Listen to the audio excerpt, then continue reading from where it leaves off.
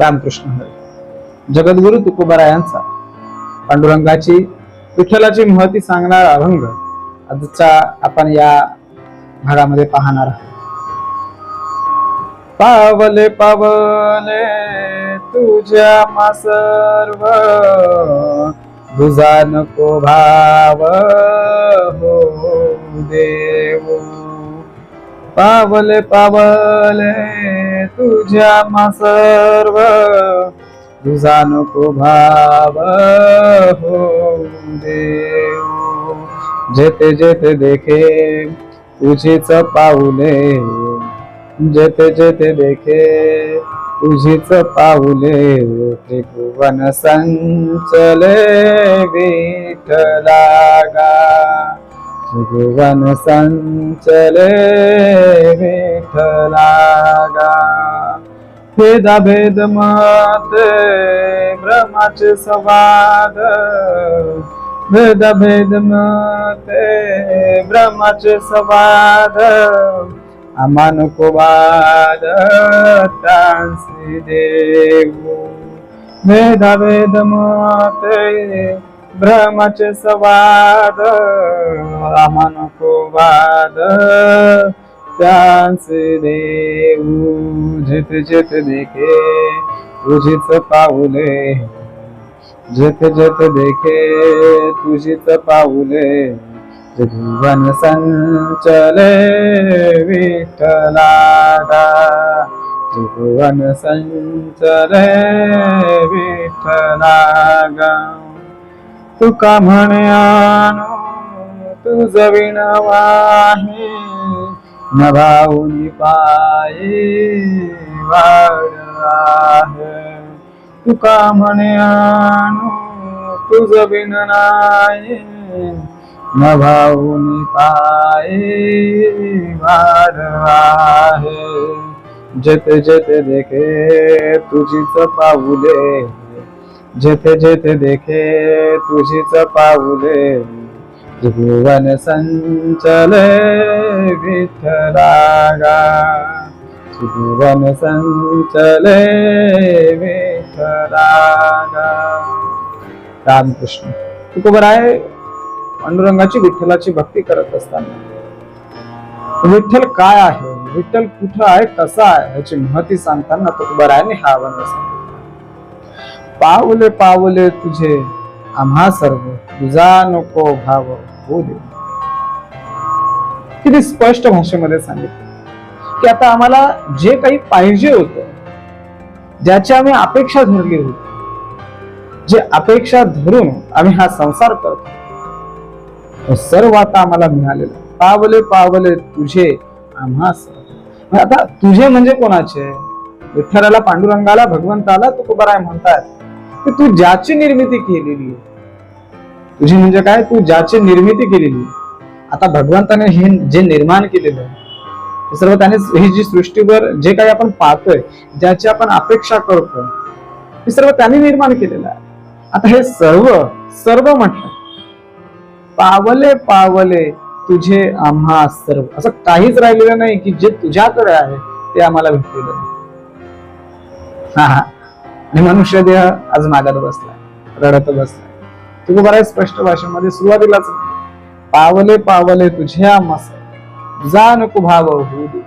आता याच्यामध्ये त्याच्यामध्ये हा कुठे आमचा आता जो काही मन आहे, जो आम्हाला आमची मागणी होती, आमची अपेक्षा होती, आमची इच्छा होती, आकांक्षा होती, मनीषा होती, भावना होती, हे आता इतर दुसऱ्या ठिकाणी कुठे जाता कामा. तिथे तुझा भाव नकोय. मला फक्त आणि फक्त साधना, परमार्थ, मला आता फक्त तुझी भक्ती पाहिजे. तुझी असलेली भक्ती, ह्याच्यामध्ये मला लीन व्हायचं. त्याच्या पलीकडे मला आता काही नको. जेथे जेथे देखे तुझीच पाऊले, त्रिभुवन संचले विठ्ठला. माझी ज्या ज्या ठिकाणी दृष्टी जाते ना, ज्या ज्या ठिकाणी माझी नजर जाते ना, जिथे जिथे मी पाहतोय, प्राणी असेल, पशु असेल, पक्षी असेल, काही असेल, वनस्पती असेल, निर्जीव वस्तू असेल, ज्ञानोबारायांनी भिंतीला आज्ञा केली, चालवली ना. म्हणजे ज्या ज्या ठिकाणी माझं लक्ष जातं, ज्या ज्या ठिकाणी माझी दृष्टी पडते, ज्या वस्तूवर माझी दृष्टी पडते ना, देखे तुझीच पावले, त्या ठिकाणी मला दुसरं काही दिसत नाही. पांडुरंगा, विठ्ठला, भगवंता, मला फक्त तुझी पावले त्या ठिकाणी दिसतात आणि त्या पावलांवर पाऊल ठेवून ही मी साधना करत, ही मी भक्ती करत. ती भुवन संचले विठ्ठला, चराचरी व्यापकता जयाची, अखंड भेटी मजला तर त्याच्या भेटीला जर का मी चाललोय ना, त्या पावलावर पाऊल ठेवून चाललोय ना, तर मला हेच दिसतं, मला दुसरं त्या पलीकडे काहीच दिसत नाही. त्रिभुवन संचले विठ्ठला, काना कोपऱ्यामध्ये आता तूच पसरलेला आहेस. भेदा भेद मते भ्रमाचे संवाद, अमानको वाद त्यांचे. हा, आता ज्या वेळेमध्ये विठ्ठला, पांडुरंगा, तुझ्याकडे जेव्हा मी वाटचाल करतोय ना, तुझ्याकडे मी आता येतोय ना, तुझ्याकडे मी चालतोय ना, ही साधना करतोय, ही भक्ती करतोय, या वाटेमध्ये मला असंख्य काही असे काटे मिळतात, असंख्य वाटेमध्ये अडथळे निर्माण झालेले. भक्ती काही एवढी सहज सोपी नाही, संतांना चुकली नाही, आपल्याला काहीच. या वाटेमध्ये भरपूर अडथळे निर्माण आहेत, भ्रम आहेत, त्याच्यामध्ये भरपूर भ्रम आहेत, भेद आहेत, द्वैत अद्वैत, ऐश्वर्य नाश्वर्य, खरे खोटे, है ना, भरपूर आहेत. आता द्वैत म्हणावं की अद्वैत म्हणावं, सगुण म्हणावं की निर्गुण म्हणावं, खरं म्हणावं की खोटं म्हणावं, बरेचसे भेदाभेद आहेत, बरेचसे संवाद आहेत, बरेचसे भ्रम आहेत, त्याच्यामध्ये चौकशा चालू असतात. कोण कधी काय सांगतो, कोण कधी काय सांगतो. मला त्याच्या मागे लागायचं नाही.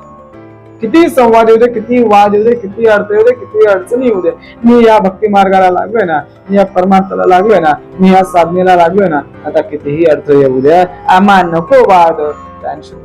तो वाद आम्हाला नकोय भगवंता. तू जर का वाद करायचा असेल ना, तर तुला तिथे यावं लागेल, ते वाद तुला बघावं लागेल. त्या वादामध्ये आता आम्हाला अडकायचं नाही, नको वाद.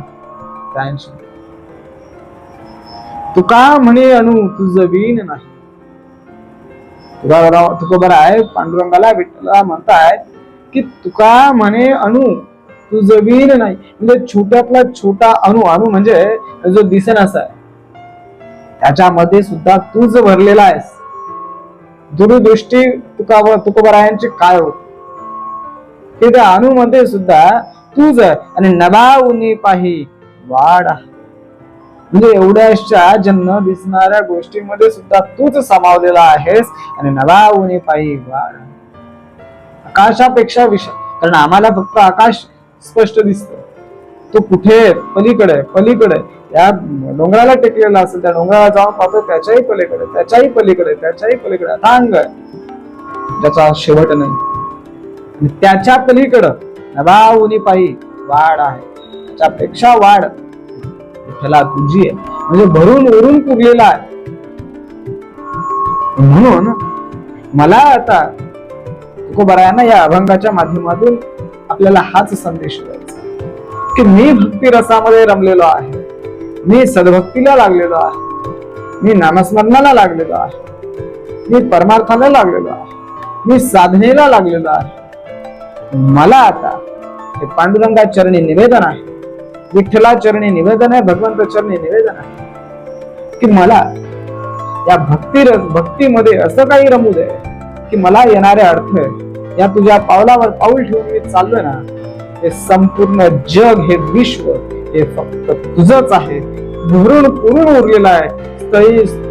जय स्थळी काष्टी पाशाने फक्त तुझाच वास आहे. त्या प्रत्येक ठिकाणी मला तूच दिसतोयस. जे काही मला अडी अडचणी येत आहेत, भ्रम येत आहेत, जे काही वाद येतात, संवाद होतात, ज्या काही मला गोष्टी अडी अडचणी ठरत असतात, त्या प्रत्येक ठिकाणी तुझी उपस्थिती पाहिजे. कारण आम्ही रेणू पेक्षाही छोटा आणि आकाशापेक्षाही मोठा असा तूच आहेस. आणि म्हणून त्या सगळ्यांमधून सावरणारा तू आहे. आता तुला जे काही द्यायचं होतं ते आम्हाला सर्व मिळालेलं आहे. म्हणून आम्ही भक्तीमध्ये, कारण आम्ही तशी भक्ती करत नाही ना, एवढ्या सहजासहजी आम्ही भक्तीमध्ये येत नाही. कधी येतो? नाही येत. कधीच येत नाही. जेव्हा भगवंताकडे मागणी करतो, हे देशील तर मी तुझी भक्ती करेल. हा. मनुष्य आणि म्हणून तुकोबरायांनी म्हटलेलं आहे की आता मला सर्व काही मिळालेलं आहे, मला काही भ्रम हा काही आता करायचा नाही, आणि जो काही भ्रम असेल त्याला तुला सामोरं जायचं. विठ्ठलाला म्हणतायत की हा भ्रम माझ्याकडे आणूच नको आता. आणि त्या जे काही शंका उपशंका द्वैत अद्वैत भावाकडचे जे काही वाद संवाद निर्माण करतायत ना, त्यांना तू समोरच जा, ते बाजूला ठेवते, आमच्याकडे आणूच नकोस, कारण मला तुझ्यापर्यंत पोहोचायचंय, मला तुझी भक्ती करायची. जगद्गुरु तुकोबरायांनी एवढा सार्थ अभंग देऊन आपल्याला एक संदेश दिलेला आहे की ज्या वयामध्ये आपण भक्ती मार्गामध्ये रमतो ना, त्या वयामध्ये द्वैत अद्वैत कुठलाच भावार्थ न पाहता फक्त भगवंत आणि मी आणि भगवंत असे एकनिष्ठ राहून एक तत्वाने भक्ती करायची, तरच आपण पांडुरंगापर्यंत पोहोचू शकतो. आणि जे भगवंताला आपल्याला द्यायचं आहे ते आपल्याला मिळू शकतो. रामकृष्ण.